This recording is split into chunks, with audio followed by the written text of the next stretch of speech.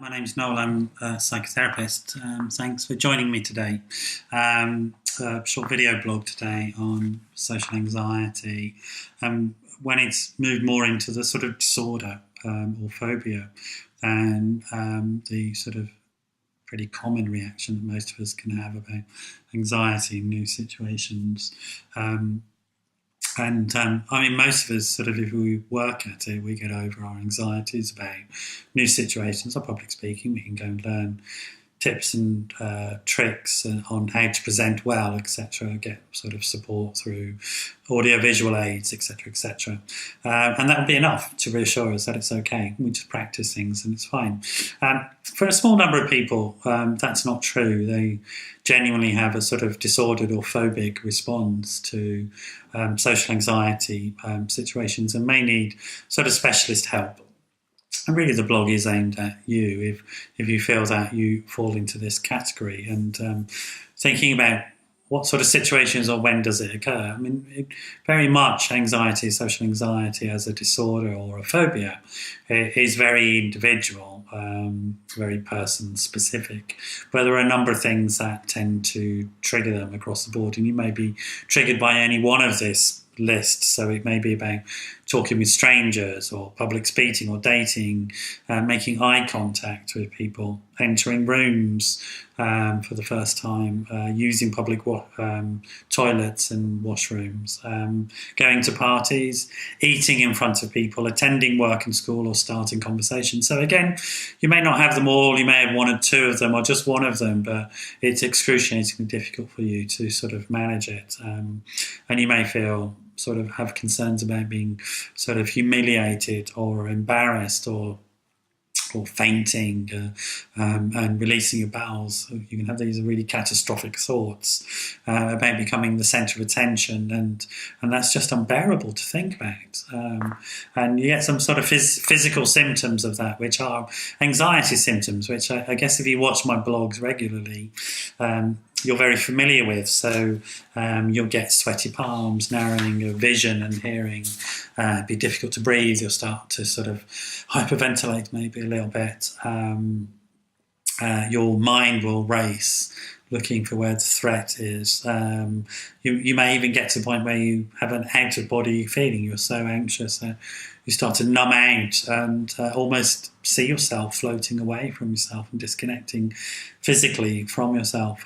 So it can be quite an extreme anxiety reaction in people. And that repeated anxiety reaction to a specific situation will lead to avoidance and phobia on that basis if you keep repeating it. It's very uncomfortable, very difficult, very debilitating problem, and we don't really know for certain why some people will become phobic around this social anxiety and the majority of us won't.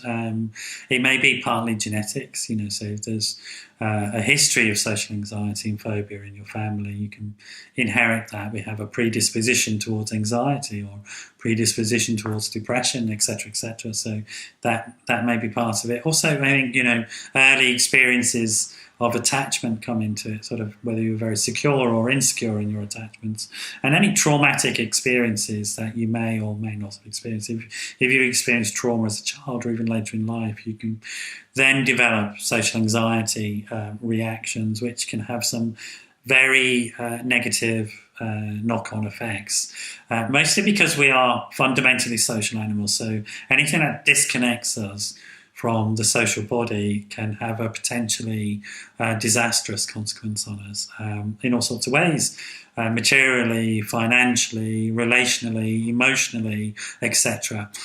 Disconnection from the tribe, from the herd, from the social grouping will lead to all sorts of mental health problems and physical health problems, depression, negative thoughts, maybe suicidal ideation, overly sensitive to criticism, dysregulation, so losing your temper a lot, etc., etc. So there's all sorts of problems. And of course, if you're terrified of going to work, that can have some very serious consequences. And the same is if you're terrified of going to school and you don't go to school because of it.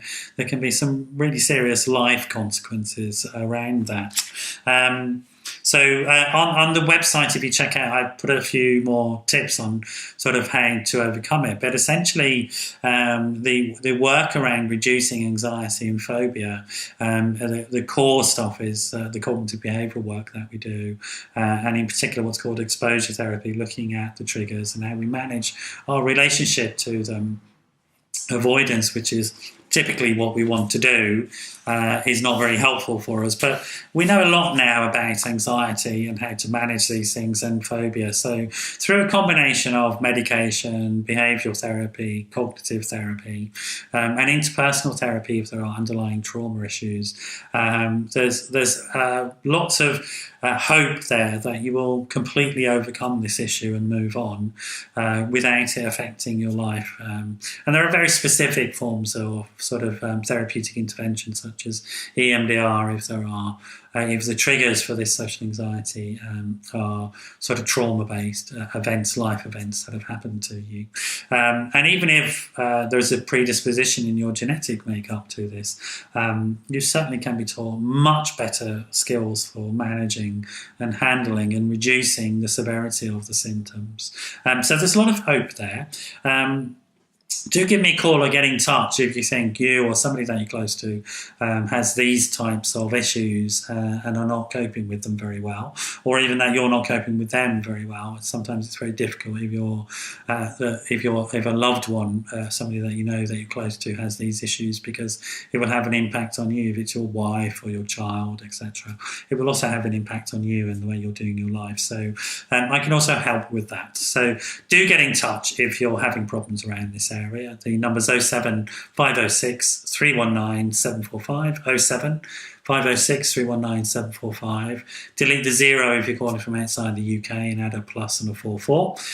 Or email me, info@noelmcdermott.net, info@noelmcdermott.net. Be great to hear from you. Do leave commentary at the end of the video or on the website. I'm hoping that these videos are useful and practical. Do let me know what you think about them and how I might improve them. Thanks for dropping by, and I'll see you another time. Bye-bye.